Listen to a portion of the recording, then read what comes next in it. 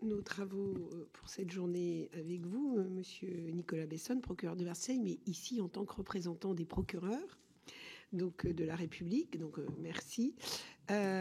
Nos auditions ont souligné le défi que représente l'enquête en matière de lutte contre le blanchiment et le financement de la criminalité organisée, notamment au regard des moyens disponibles.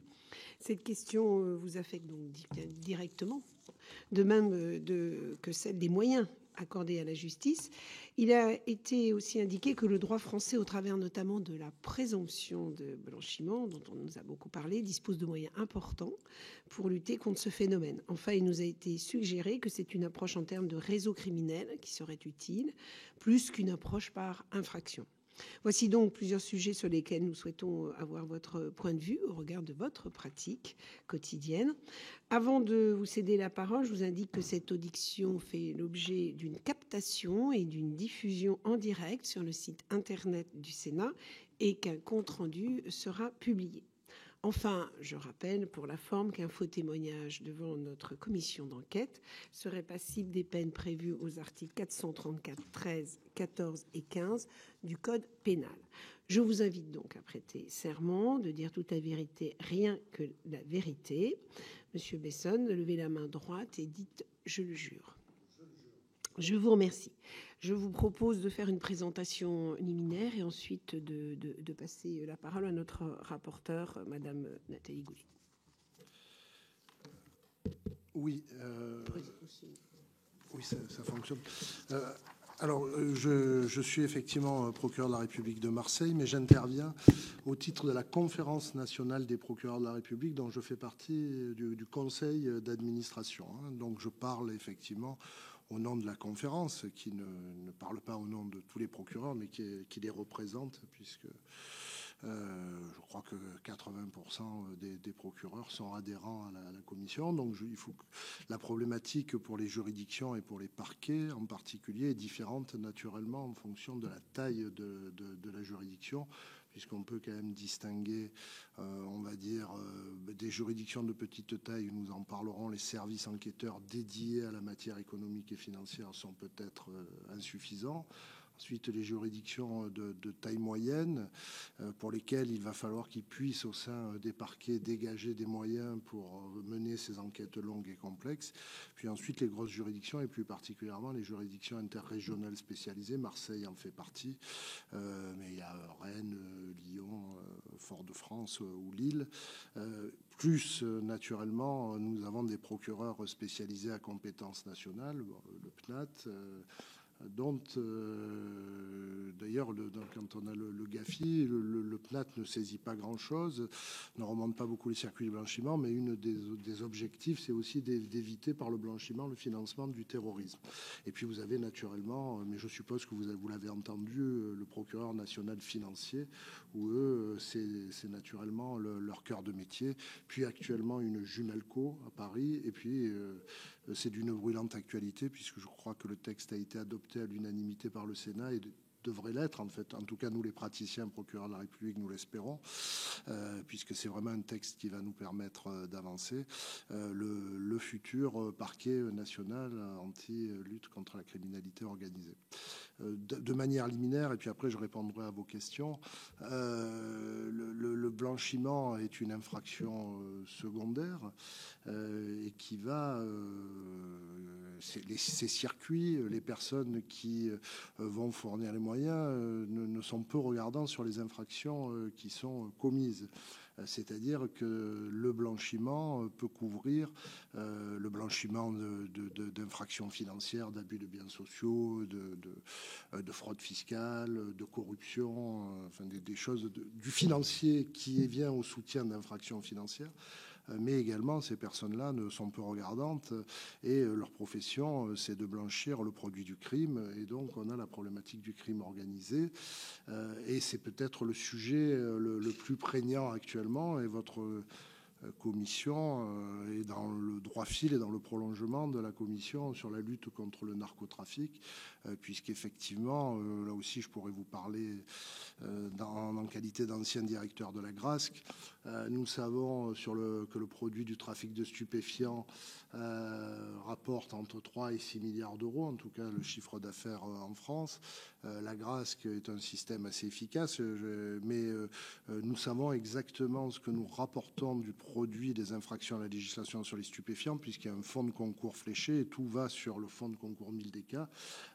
Même si ça augmente chaque année, on est aux alentours de 50 à 55 millions d'euros. Donc vous voyez que le gap est important. Et si vous voulez, la logique des magistrats et notamment des procureurs de la République, quelle que soit la taille de la juridiction, si vous voulez, pendant des années sur le crime organisé, on a d'abord cherché à capter le produit. On s'est rendu compte que le produit, si on peut parler du stup, mais on peut parler d'autres éléments infractionnels, faire des belles saisies, c'est important, ça fragilise les organisations criminelles.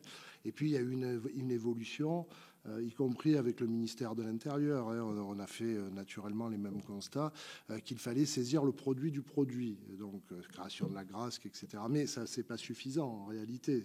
Ça va être à peu près la même. C'est-à-dire faire des réseaux de collecteurs, c'est bien. Récupérer des avoirs criminels, des immeubles qui pourraient être réinvestis dans des pays complaisants, c'est très bien naturellement. Mais en fait, la phase ultime, et c'est là où peut-être de manière législative on pourrait avoir un intérêt, c'est d'arriver à aller à la troisième phase, à la phase ultime, c'est de démanteler les réseaux de blanchiment. Et je vous donne, alors je vais essayer de ne pas faire trop le marseillais, puisque je parle au nom de l'ensemble des procureurs, mais il y a une affaire actuellement qui est jugée par le tribunal correctionnel de Marseille, qui est assez intéressante, c'est le blanchiment de la bande criminelle corse la plus dangereuse, puisque vous savez, Marseille, avec la GIRS, nous avons également la compétence sur tout le pourtour méditerranéen et la Corse, qui s'appelle la bande du Petit Bar. Et qu'est-ce qu'on constate dans ce dossier de blanchiment portant sur plusieurs dizaines de millions d'euros? C'est que c'est un petit peu la tour de Babel du blanchiment, puisqu'on retrouve des ressortissants de la communauté chinoise d'Aubervilliers, des franco-israéliens, des achats avec des Russes de chalets à Courchevel. Donc il y a une espèce de multinationale, si je puis dire, du blanchiment. Et donc, ce qu'il est intéressant de mettre en œuvre, c'est désormais de travailler là-dessus. Alors, sur les moyens, puis après j'en aurai terminé, il y avait une certaine insatisfaction des magistrats en disant les services de police et de gendarmerie fixent comme priorité la lutte contre le blanchiment. C'est des paroles, et je pense qu'ils étaient là, naturellement totalement sincères. Et en face, on a eu une grosse difficulté avec des services suffisamment armés et suffisamment spécialisés. Il ne suffit pas de dire on affecte des OPJ à la lutte contre le blanchiment. Il faut également les former et avoir des personnes et qu'il y ait de l'attractivité. Mais moi, ce que je peux dire aujourd'hui pour être positif, et je vois que la sous-directrice de la délinquance financière que je connaissais dans une autre carrière à la GRASC, il y a, au-delà des paroles, j'ai vraiment l'impression que c'est devenu une priorité de politique publique du ministère de l'Intérieur et qu'au-delà des paroles, cette volonté commence à se concrétiser avec la création de comités opérationnels, avec les magistrats pour mettre en œuvre des stratégies. Après, il faudra un petit peu de temps parce que la crise des enquêteurs s'inscrit, à notre avis, nous, magistrats, dans une crise plus grave de la filière investigation de la police nationale. Et elle est encore aggravée sur la section financière. Là aussi, je suis désolé, après vous faire de l'espace, je vais vous parler du temps. Au début de ma carrière, on rentrait dans la police pour faire Colombo, pour faire des enquêtes. Et dans la police, la crème de la crème, si je puis m'exprimer ainsi, c'était ceux qui travaillaient avec la galerie financière de Paris. Or, nous rencontrons actuellement une désaffection générale pour la filière judiciaire, pour des problèmes RH, pour des problèmes d'évolution de la société. On est tous un peu dans l'immédiateté. Je le vois avec mes collègues magistrats au parquet. Quand j'étais jeune magistrat, notre rêve, c'était d'intégrer les GIRS, d'aller dans des juridictions spécialisées, de faire l'écophi. Maintenant, mes jeunes collègues préfèrent faire de la permanence permanence téléphonique parce que la charge mentale est moins lourde, on a la réponse instantanée, et c'est la même chose qu'on retrouve dans la police nationale. C'est-à-dire quand vous faites de la voie publique, à 18h, vous tirez le rideau et puis vous passez à autre chose, et vous n'avez pas la charge mentale de la charge des procédures sensibles. Si vous travaillez sur les vifs, s'il y a un trou dans la raquette, on va engager votre responsabilité. Et puis vous avez une double hiérarchie qui est à la fois celle de votre commissaire de police, mais également celle de votre procureur. Donc voilà, dans cette problématique globale, on constate que la désaffection pour la filière judiciaire est encore aggravée pour la filière financière, puisque avec, par exemple, c'est compliqué de prendre de l'abstraction et de parler de toutes les juridictions, mais avec le chef de la PJ Marseille, c'est pour vous dire qu'il y a une vraie volonté partagée avec le ministère de l'Intérieur, ça c'est évident, c'est établi, mais il me dit, mais j'ai du mal à recruter à la PJ Marseille des OPJ qui veulent y aller, et alors à la PJ Marseille, elle a la brigade financière, c'est compliqué. Moi je trouve que c'est la principale difficulté.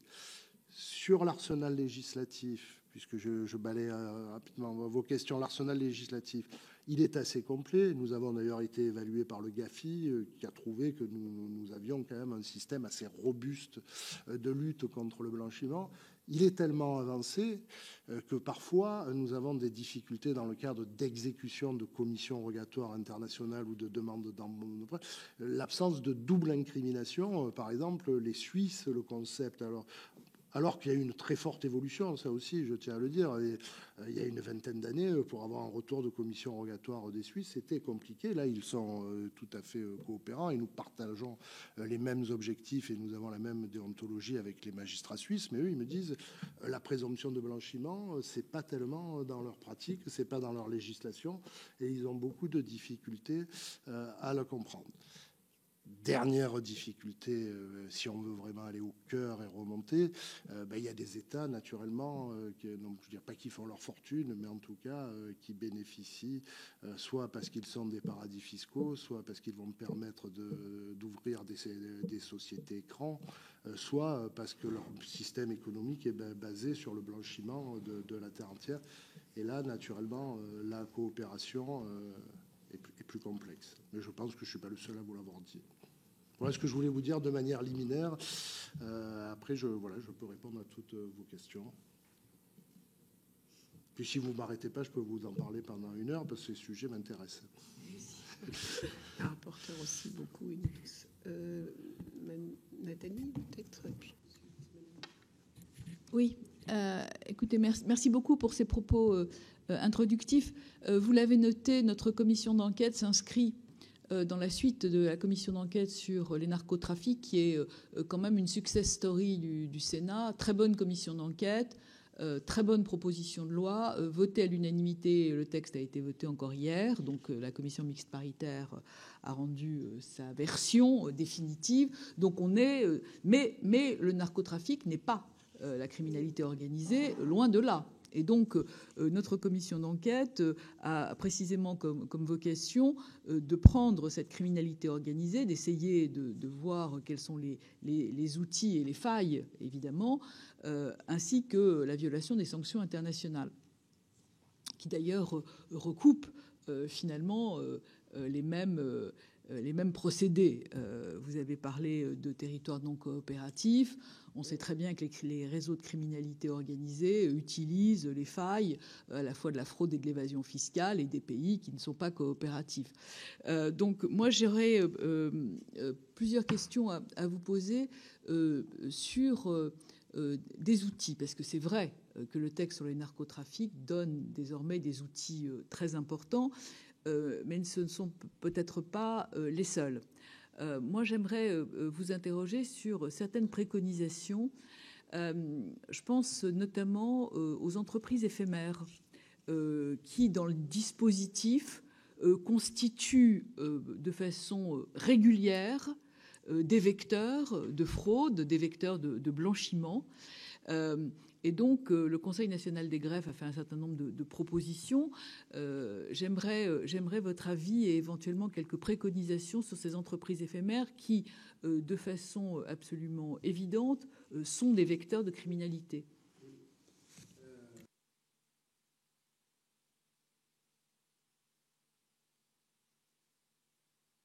D'accord, il faut le rappeler quand... Voilà. Oui, les sociétés éphémères sont un vecteur de blanchiment considérable.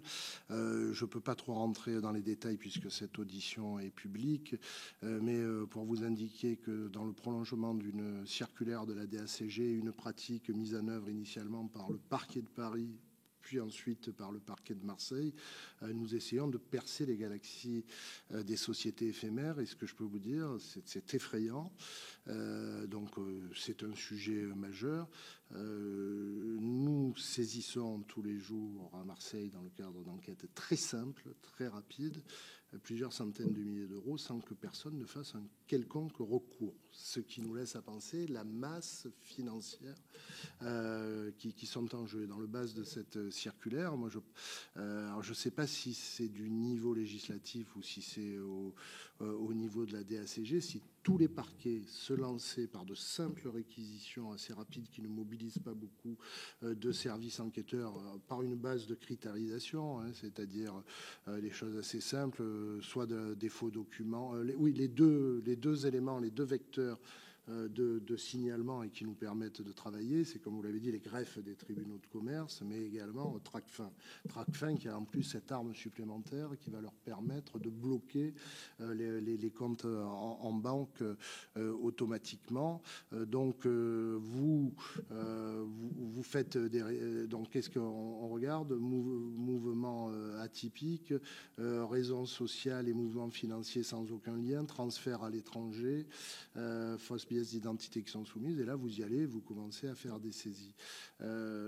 C'est très intéressant, et puis je vous dis, et puis alors ensuite vous récupérez les sommes, et au bout de 6 mois, ça devient propriété de l'État. Donc ce qui est très effrayant, c'est qu'au moment des notifications à ces sociétés, aucune n'exerce de recours. Parce que si elle venait exercer des recours, nous engagerions des enquêtes longues. Alors je ne sais pas quoi vous proposer sur les sociétés éphémères, mais vous avez touché du doigt une problématique qui permet le blanchiment du travail dissimulé, qui permet de l'évasion fiscale, puisque les sommes d'argent transitent de compte en compte et puis après finissent à l'étranger et après vous ne pouvez plus les récupérer.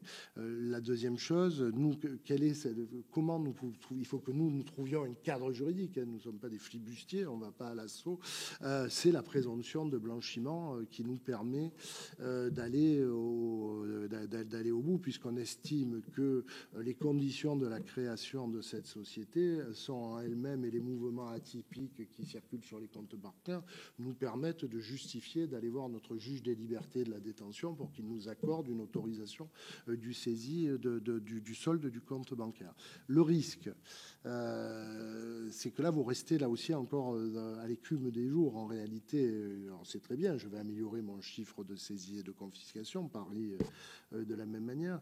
C'est aussi le risque de la présomption de blanchiment, qui est une excellente disposition, mais qui a le défaut de dire...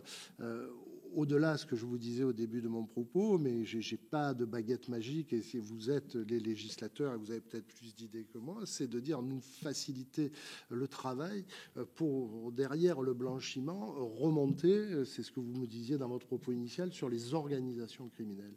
Et en fait, l'objectif final, c'est de travailler sur l'organisation criminelle, qu'elle soit du proxénétisme international, du trafic de migrants, du trafic de drogue. Vous travaillez sur l'organisation. C'est pour ça que votre loi, par exemple, moi je suis ravi sur le statut de collaborateur de justice. Pour crever les circuits de blanchiment, il ne faut pas se contenter d'avoir le tueur à gages comme collaborateur de justice. Mais désormais, on l'aura. On aura également le commanditaire. Le but, c'est d'avoir le chef de l'organisation qui bascule du côté de l'État. Mais il faut avoir les experts comptables, il faut avoir les fiscalistes. Voilà. Donc, mais ça relève pas du législateur parce que les pénalités, elles existent. C'est simplement dans l'état d'esprit des magistrats d'appliquer les mêmes techniques à la délinquance en col blanc qui va permettre de blanchir qu'on applique à la criminalité organisée, et d'avoir des pénalités qui soient à la hauteur mais ça, c'est plus votre office. C'est l'acculturation qu'on essaie d'avoir avec les juges. Mais enfin, d'accroître les pénalités, ça déjà, voilà, je veux dire, sur ce type de délinquance, ça renvoie que d'un point de vue de la société, ce sont des choses graves et peu tolérables. Mais je ne sais pas, est-ce que vous avez eu des réflexions, je suis désolé de vous questionner, sur une amélioration législative pour lutter contre ces sociétés éphémères? Oui, en réalité, ça n'a pas très bien fonctionné, puisque les amendements brillants que j'avais moi-même déposés n'ont pas été retenus.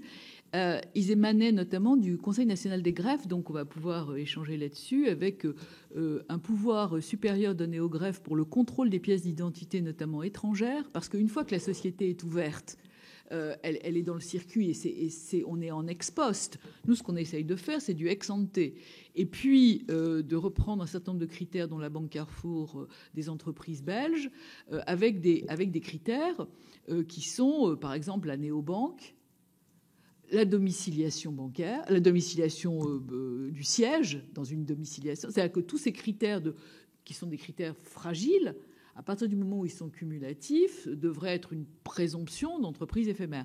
Voilà, donc plus de pouvoir. C'est les critères, oui, nous faisons ce que vous avez préconisé sans le savoir, comme M. Jourdain, c'est-à-dire que ce sont les critères que nous utilisons pour estimer qu'on est en présomption de blanchiment et de faire immédiatement une saisie du solde du compte bancaire. Alors vous êtes aussi dans une logique de prévention et moi je suis très favorable effectivement au fait d'interdire l'inscription après la vérification. Et puis sachez que par exemple pour le tribunal de commerce de Marseille, mais c'est également le cas de celui de Nice, etc., pour travailler sur l'interrégion, ils travaillent de manière régulière avec la police aux frontières, puisque ce sont eux qui ont la charge et l'expertise, c'est-à-dire qu'ils envoient, ils scannent, ils envoient à la police aux frontières de leur ressort, qui va leur dire nous avons une très forte suspicion que c'est des faux documents qui vous ont été présentés.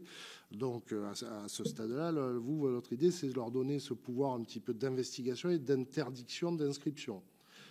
On bloque le cabis et puis voilà, on voit. De toute façon, si l'entreprise doit exister, qu'elle prenne 8 jours de plus ou 8 jours de moins, ça ne changera rien du tout. Mais en termes de organisation de la fraude, ça changera quand même beaucoup de choses. Tout à fait. Oui, en effet, c'est passé ce n'est pas passé à très peu, mais voilà, notre rapporteur continuera et nous la suivrons. Je voulais vous poser 2 questions qui vous ont été demandées, mais il y a une répartition des compétences entre différentes juridictions en matière de lutte contre le blanchiment. Est-ce que ça vous apparaît adapté aux enjeux d'avoir toutes ces institutions? Est-ce que ça correspond bien à quelque chose d'efficace, voilà. Et puis également, est-ce que ou si vous en rencontrez des difficultés, est-ce que vous rencontrez des difficultés dans la création et le fonctionnement des pôles économiques et financiers?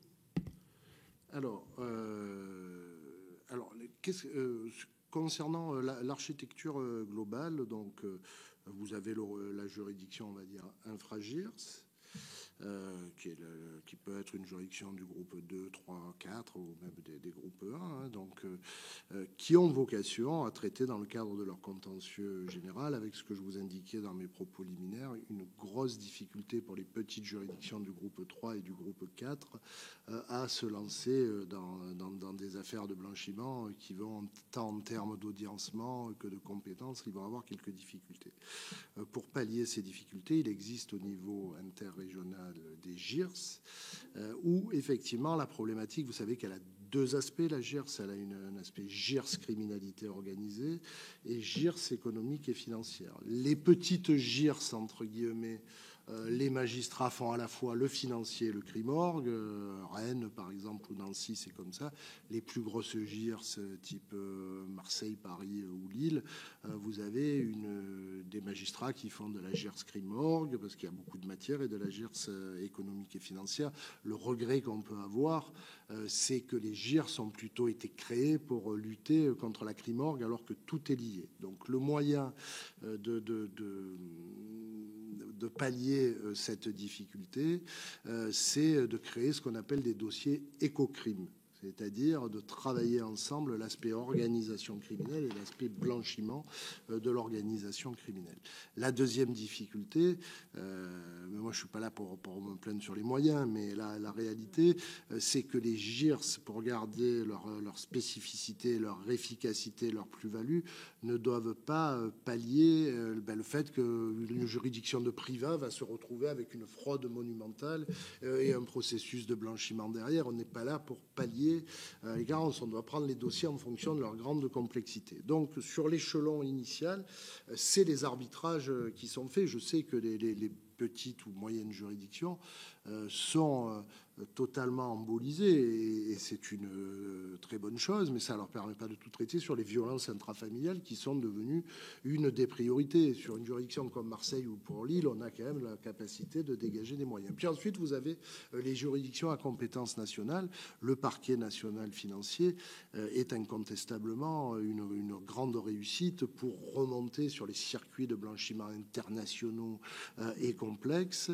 Et puis après, vous avez la Junalco et le PNACO actuellement, qui est divisé, mais je suppose que vous avez entendu ou que vous entendrez la procureure de Paris, entre une section cyber, qui est aussi un vrai sujet d'avenir, si on est amené à parler de la crypto-monnaie, de la cyber, c'est-à-dire qu'on a toujours un peu une guerre de retard. Hein.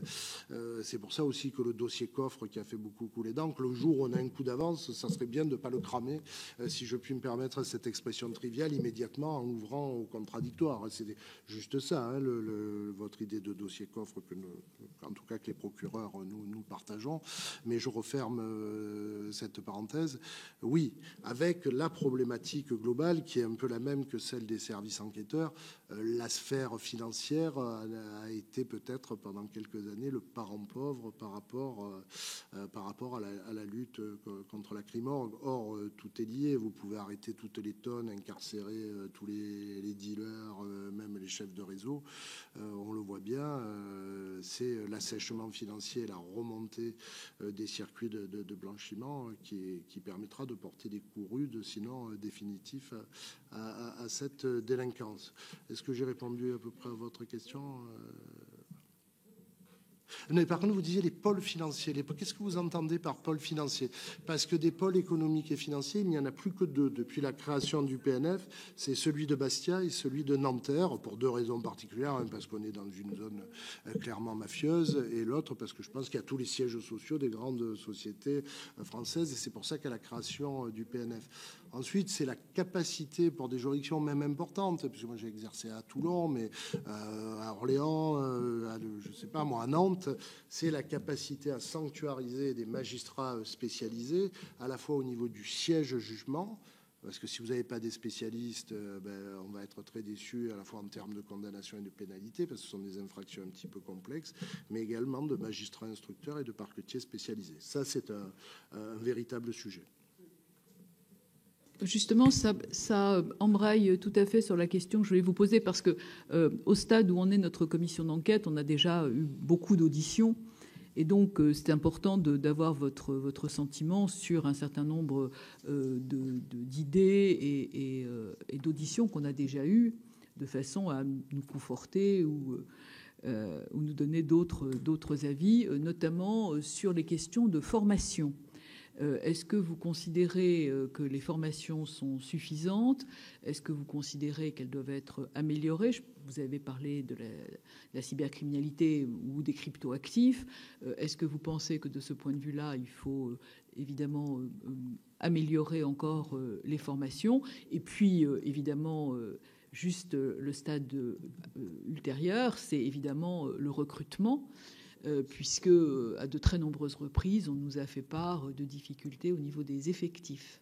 Et quelle incitation il peut y avoir pour faire aimer la police judiciaire et les COFI, parce que c'est là où ça pêche. Oui. Alors, ça, c'est une problématique du ministère de l'Intérieur, mais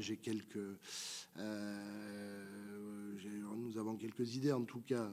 Je pense que qui a fait beaucoup de mal à la filière investigation, ça a été le fait que les personnes de voie publique sont sur des cycles de travaux, alors que les policiers qui font de l'investigation sont sur un rythme hebdomadaire.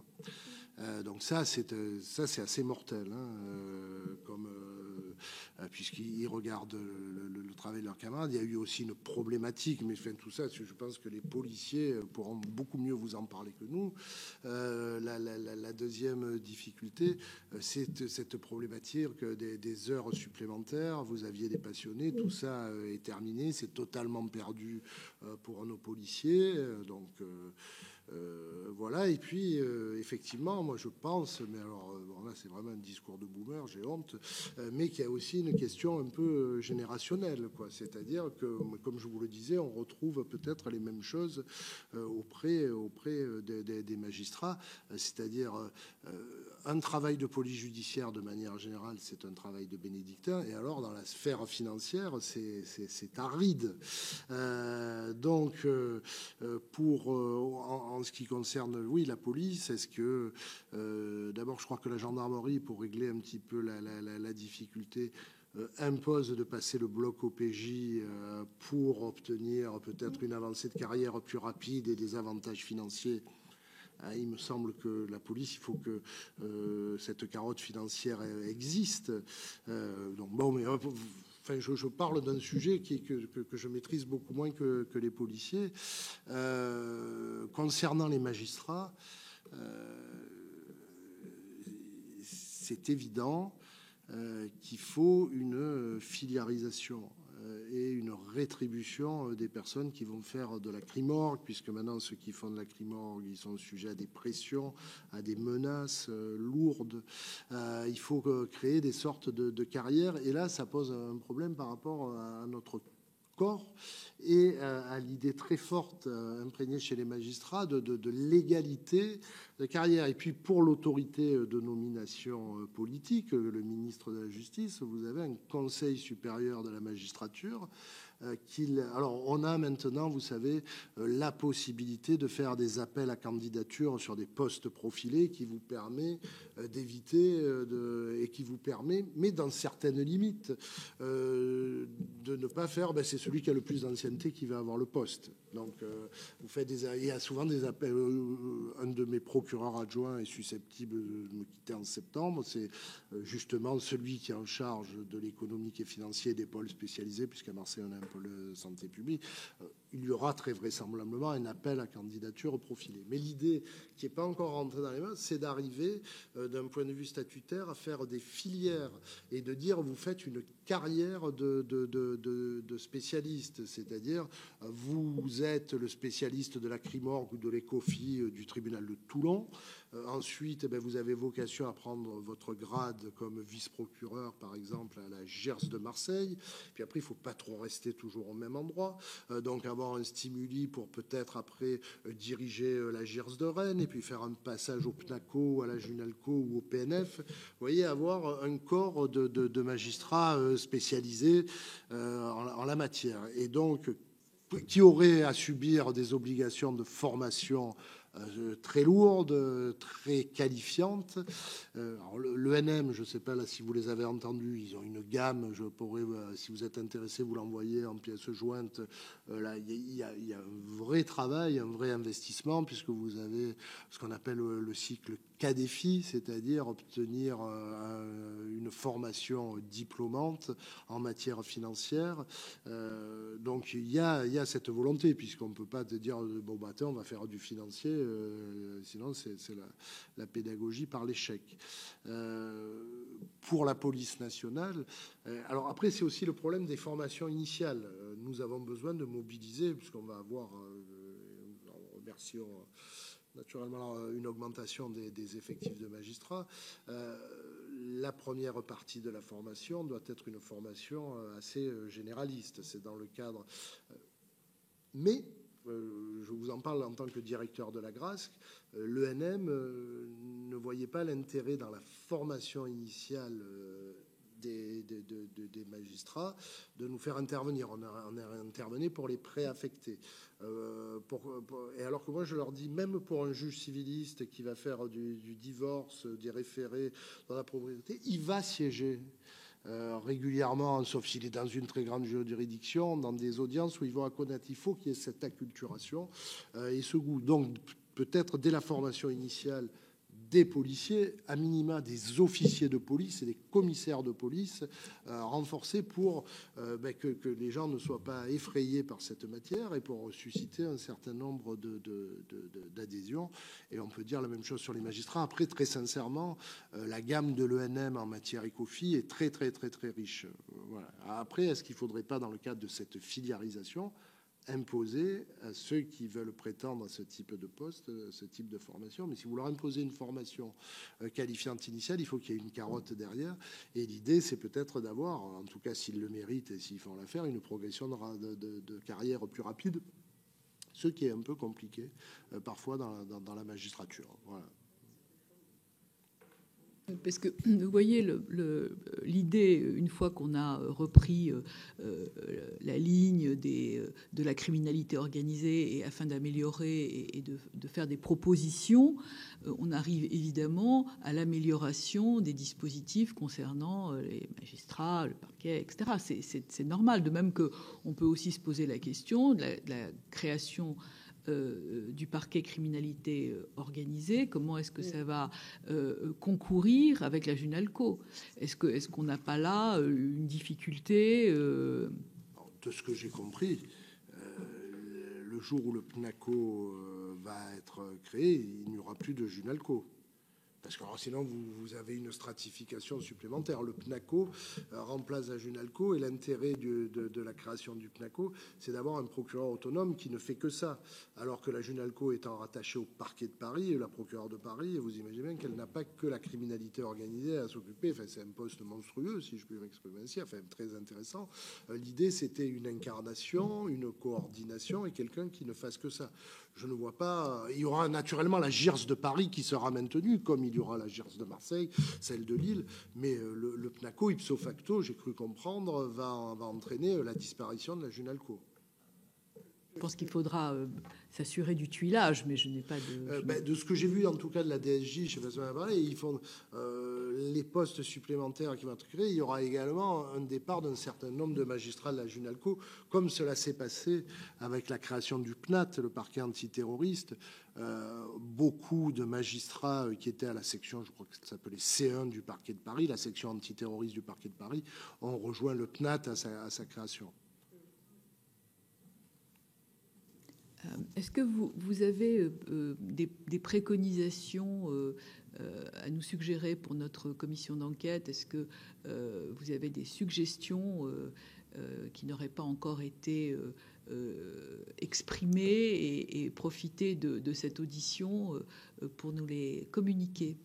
Alors, moi j'en ai une qui est un peu disruptive et qui est inspirée du droit italien, qui est la confiscation sans condamnation. La difficulté que nous rencontrons en termes de...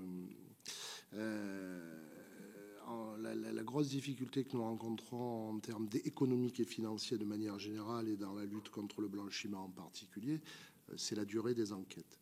C'est pour ça que le concept de procédure éco-crime est très compliqué à mettre en œuvre, c'est-à-dire de regrouper, par exemple, dans un parquet, dans la même procédure, une enquête sur du trafic de stupes ou sur du proxénétisme international et une enquête ECOFI pour récupérer les avoirs criminels, pour lutter contre le processus de blanchiment. Vous avez un temps judiciaire qui est différent avec des détenus pour lesquels vous devez aller vite en matière de crime orgue et un aspect blanchiment, le temps de d'abord une absence d'enquêteur, un retour de réquisition plus ou moins long, de commissions rogatoires internationales qui font qu'on a des grosses difficultés et le temps est très long et on arrive à des situations totalement aberrantes de juger des gens 10 ou 15 ans après.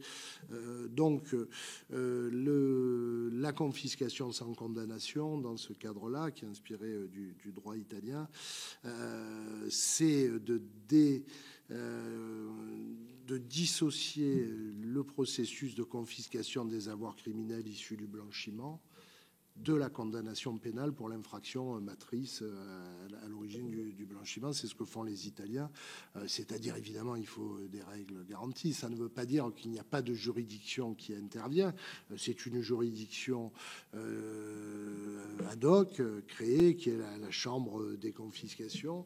Et le ministère public italien doit juste démontrer, et nous avons déjà ces infractions de non-justification de ressources, il doit juste démontrer que la personne gravite dans un environnement criminel et que les biens qu'elle possède en propre ou par tiers de mauvaise foi sont... elle ne peut pas en justifier la provenance. À ce moment-là, au lieu de le poursuivre. Et d'ailleurs, ça serait le pendant de l'association mafieuse que vous avez créée et qui a été votée. C'est-à-dire notre objectif à tous, c'est de travailler sur les organisations et pas être toujours à la remorque du fait. Donc cette confiscation, sa condamnation, le ministère public a juste ces éléments-là à rapporter la preuve dont il doit. À partir de là, il n'attend pas pour que la confiscation soit prononcée en peine complémentaire de la condamnation pénale de l'infraction principale. C'est une juridiction ad hoc où là vous allez avoir que des spécialistes puisqu'ils ne font que ça. Alors il ne faut pas en mettre dans toutes les juridictions, je pense qu'il faut en mettre au niveau interrégional et qui prononcent des confiscations. Et là vous avez des effets efficaces. Alors ça a déjà été évoqué, c'est assez disruptif, mais je trouve que c'est assez intéressant. Et nous, notre objectif, c'est de travailler sur des phénomènes et de travailler sur des organisations. C'est là où on sera efficace. Voilà ce que je peux vous proposer. Après, il y a plein d'idées. Sinon, notre corpus législatif est pas mauvais. C'est notre capacité collective à le mettre en œuvre qui est complexe. Mais là, je crois qu'on a non pas un cumul d'infractions, mais un cumul de volonté. Et je crois qu'elle est fortement exprimée, fortement incarnée. Et en tous les cas, le travail de cette commission qui vient à la suite de celle sur les narcotrafics a aussi cette volonté de pouvoir étendre les propositions à un domaine évidemment beaucoup plus important. Mais encore une fois, la voie a été ouverte avec la volonté affermie de lutter contre le narcotrafic, qui n'est pas le seul élément. C'est la raison pour laquelle nous sommes réunis ici aujourd'hui. Mais c'est fondamental, mais vous constaterez que votre commission a moins de publicité que celle sur le narcotrafic. C'est-à-dire qu'il faut, autant d'un point de vue politique, moi je suis un technicien, je fais absolument pas de politique, mais le sujet du narcotrafic est devenu un sujet politique consensuel au regard de la menace, et la menace financière, puisque toutes les choses sont liées, sont également très fortement attentatoires à nos institutions, à notre économie, puisqu'on n'est plus dans le cadre, avec ces questions de blanchiment, d'économie souterraine, comme on parlait au début, d'économie parallèle, de contre-société. Il faudrait qu'on arrive tous... Alors il y a vraiment cette volonté au niveau institutionnel, mais... arriver, je ne sais pas, médiatiquement, à faire comprendre que c'est tout aussi grave et que de toute façon, à quoi servirait d'assassiner des gens pour vendre de la drogue si cet argent, on ne peut pas le réutiliser, le réinjecter dans l'économie légale. Donc voilà, donc nous, les magistrats, nous sommes à fond derrière vous, si je puis me permettre. Mais voilà, mais j'ai fait quand même ce constat que vous partagez peut-être. Oui, mais de toute façon, les sujets ne sont pas concurrents, ils sont complémentaires. Notre rapport n'est pas encore rendu. Et je pense que la fabrique de l'argent sale sera un sujet très important avec, on l'a vu, la contrefaçon par exemple, mais pas seulement, tout un tas de trafics, notamment le trafic d'êtres humains, qui est aussi un vrai sujet. Et je crois qu'on va quand même arriver à convaincre nos collègues, évidemment, mais pas seulement, qu'il s'agit aussi d'un crime démocratique et que compte tenu de l'état de nos finances publiques, cet argent qui manque au Trésor fera beaucoup de bien quand on pourra le récupérer. Donc je pense qu'on est exactement sur la même longueur d'onde avec l'onde de choc du narcotrafic qui est jusqu'à aujourd'hui, puisque le texte a été voté seulement hier. Mais ça ne nous empêche pas de travailler avec volonté.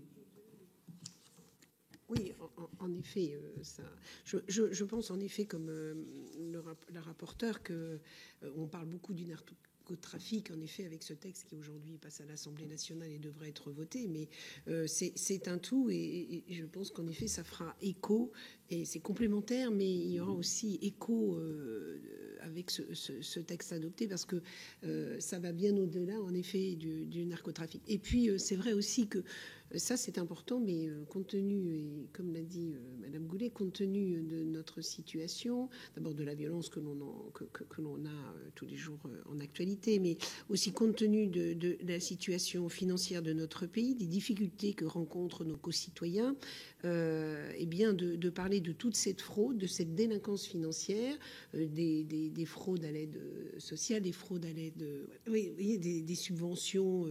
On a quand même des chiffres assez affolants.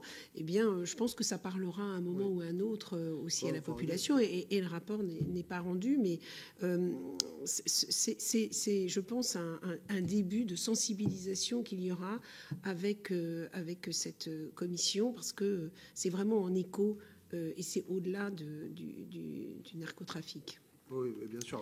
Même le travail dissimulé, c'est monstrueux, les sommes qui sont blanchies, puisque nécessairement, il y a des uns qui veulent du liquide, et puis avec tout type d'infractions.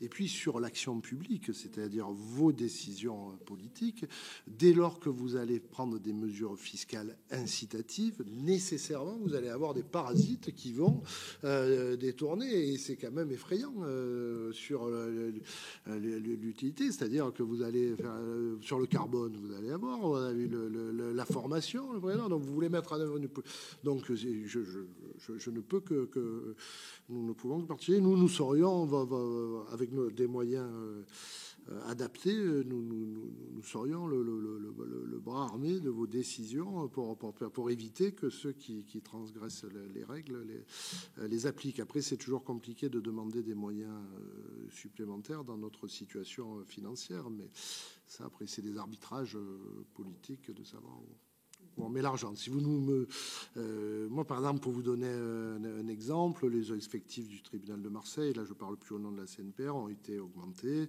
Puis là, on devrait passer à 60 magistrats, nous étions de 58.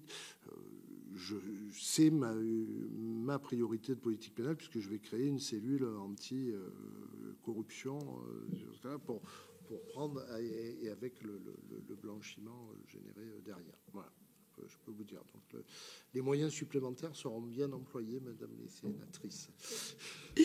Je vous remercie. Mais écoutez, je pense que nous n'avons plus de questions. Il reste un questionnaire, mais on échangera pour le récupérer. Je vous remercie de votre intervention. Merci.